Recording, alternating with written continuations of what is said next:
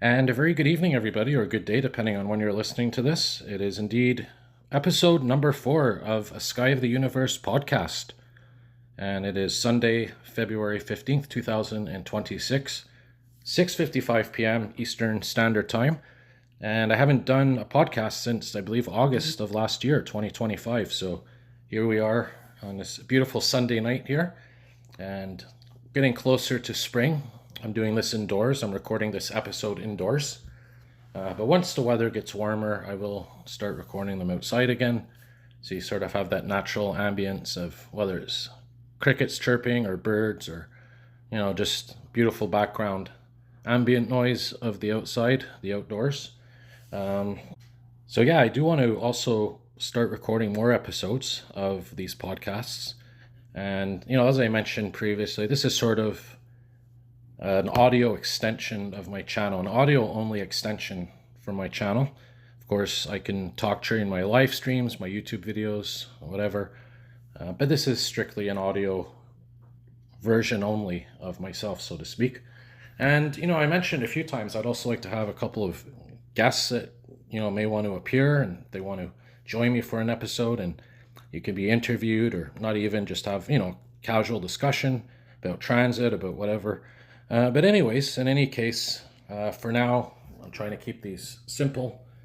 And I know the last ones I didn't really get that many views, but now that I have a slightly bigger subscriber base since August, maybe it'll get more views. We'll see. I'm going to keep this one maybe about 20-25 minutes long, and just talk about different things. Nothing specific, just random topics of the day. And of course, we have a lot of things happening since the last podcast that I did back in August. Of course, we've had the REM opening up, the new Ansel Orm branch is going to be opening soon. Of course, now we have the Dumontagne branch. We've had a couple of REM breakdowns throughout the last while. And of course, it is sort of not a new system, but we have new lines and new technology, and I guess it's sort of breaking in, so there's expected to be some disruptions. But I am of the opinion that, I think there should be supplemental shuttle bus service and whatnot. And, there's talk of bringing back the 45, the RTL 45 route. I would be 100% for that. Not just for nostalgic reasons. Of course, the RTL articulated Nova buses on the 45 route were a very unique experience going across the Samuel de Champlain Bridge, whether it was the newer one or the original older one, which is now gone. I think a lot of transit fans out there can relate to the 45 RTL route and the articulated Nova buses and also the Van Hools. Now, if they were to bring back the 45, of course, there is no more RTL articulated Nova buses left. There's no more Van Hool Arctic buses left. So they probably have to order some new articulated Nova buses. But of course, this is just something being thrown around right now. Nothing's official. It's more or less just a suggestion amongst the transit community that, while these issues are happening with the REM, there should be, an option of something on the side as well.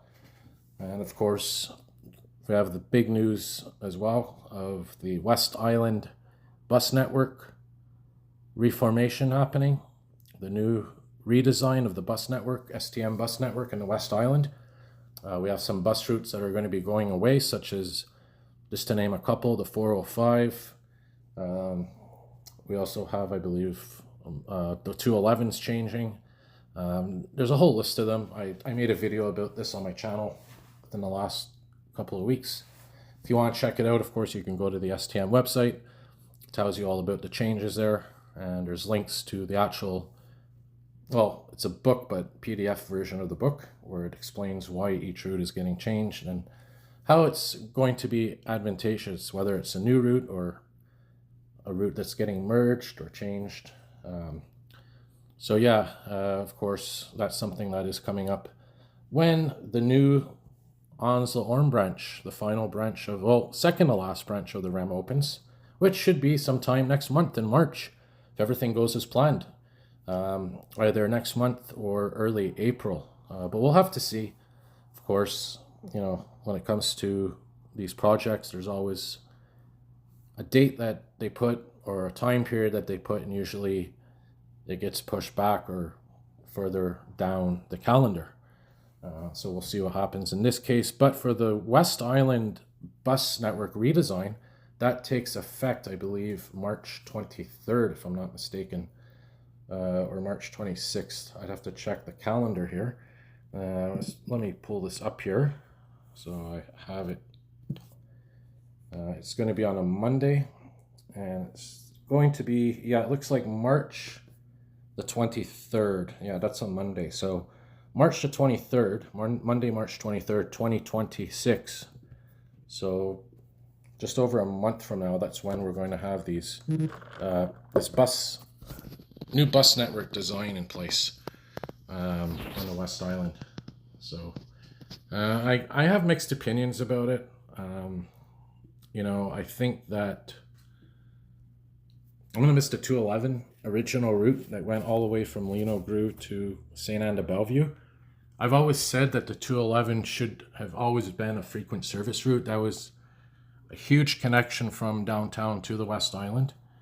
And even with the REM there, it would still be nice to have a bus that's frequent. And they're doing that. They're doing it with the 411. But the original 211 will now go into Beaconsfield and terminate there. I think actually the L'Anse Orme station or Beaconsfield, I think it's the L'Anse Orme station. I have to double check. But anyway, it's going to go through Beaconsfield. Already there's some complaints amongst citizens that, there shouldn't be a bus on one of the streets there. Meanwhile, you have cars speeding around, young guys speeding around in their cars and going through these neighborhoods doing burnouts and stuff. But hey, that's not a problem. But wow, put a bus there, that's such a big deal. This is typical suburbanism. This is, people that are against public transit because it doesn't fit their narrative, or, they look down on public transit. They see it as a nuisance rather than, something positive. They see it as a liability rather than an asset. That makes sense. But anyways, they're probably going to have to fine tune some of these routes. There may be issues that will come up that they're not familiar with yet. But in any event, it's going to be interesting to see how this all takes shape. Going back to what I was saying earlier, I'm sort of mixed on the changes. It's good. I know we have people like in a transit community like Pinhead, aka Bigfoot Malchungus. He's a big fan of the 411 bus. That bus is going to become frequent service. It's going to go right to McDonald Terminus with a slight change in the route, I believe. We also have the other problem that I was looking at. There's no direct link from McDonald Terminus into St. Anne de Bellevue itself, the town of St. Anne de Bellevue. Now, there's a taxi bus that's available, but if you're somebody that's coming from downtown and you want to get into St. Anne de Bellevue, yeah, you can take the REM, I suppose. That's one option. But to actually get from, Terminus McDonald into town, you can take a bus, I believe, that goes to L'Anse Orme REM station, which is somewhat close to St. Anne de Bellevue. Then you could take the 212 into town that way. But I don't know. I just think sometimes it's better to leave things as they are. But and in any event, I guess overall they are claiming that these new changes are going to improve service, and it's going to allow more residents of the West Island and that whole area that's getting that new redesign. It's going to allow more citizens to have access to a bus. So we'll see how it goes. We'll see, of course, we just had, within the last couple of years, more towards my area, the southwest area, where we had the network redesign done, where they got rid of, the 78 bus, the 58, and, brought about some other changes, changed the 71, the 61, 57, all these other routes changed, as well, the 195 and whatnot. So, at the end of the day, this is all because of the REM. Since they've done the changes in my area, I'm sort of mixed on it as well. I think some of the routes were convenient in terms of going to and from certain places, from where I am, my location. But that's just me. I mean, at the end of the day, it is what it is. And of course, so we'll see what happens. And of course, like that all goes to say that we're going to have the West Island branch opening hopefully by April, and then of course we're going to have the airport branch, which will probably open next, maybe 2027. They're saying next year. We'll see. And of course, we have the construction of the Blue Line extension of the Montreal Metro as well happening. That should be opening in the 2030s at some point. Notice I say 2030s, not 2030, because that thing is probably going to get really delayed. I have a feeling I think there's already some issues going on with getting permission from the government to dig some holes or something even. So that's quite bizarre. What else do we have going on here? So yeah, a lot of things in the transit community right now that are exciting. Of course, we have the Montreal Metro project, which just was finished. The game itself is completed. Of course, that's on Roblox. That was made by Can. So if you want to check that out, go to Roblox. There's the Montreal Metro project. Complete Roblox game based on the Montreal Metro, made by Can. And of course, we have the other games. We have Skinflex Yellow Line game. We have Nico Blazin's Blue Line game. And another big game that just came out by Nico Blazin was the Yellow Line, his version of the Yellow Line game. So Nico Blazin just came out with his own version of the Montreal Metro Yellow Line game. So check that out. These are all on Roblox. So yeah, that's pretty much that. As for my channel right now, I mean, we are at a bit over 12,000 subscribers. Hopefully by the end of the year, we'll be trying to get to at least 15 to 20,000. It would be really nice if by the end of the year we were at 20,000. But I don't know, man. I think I have to sort of diversify my channel more, my videos. And, I think obviously the big part of my channel is transit, but I think I have to start, and I have been recently doing more walking videos and that, going back to the basics. So I have, sort of a bigger field or bigger, I guess, reserve of videos and whatnot to cater to all the different communities. And of course, that's why my channel is called Sky of the Universe. It's a universe of many unique themes. So that's that. As for everything else, of course, I have recently bought a pair of binoculars. I'm going to try to maybe get some pictures through them. I was able to view the other night a beautiful view of Jupiter and the moons of Jupiter. Maybe I'll eventually get a telescope. Of course, also, what did I buy recently? Of course, I have the drone that I've mostly put away for winter, but I may start bringing it out now that it's going to be a bit warmer in the next couple of weeks. Don't want to push it too hard when it's cold out, because as strong as these are, they can be fragile and susceptible to, I guess, cold temperatures. So yeah, and also, if you are interested, of course, we have the Nuit Blanche coming up this month, Saturday, February 28th into Sunday, March the 1st, 2026.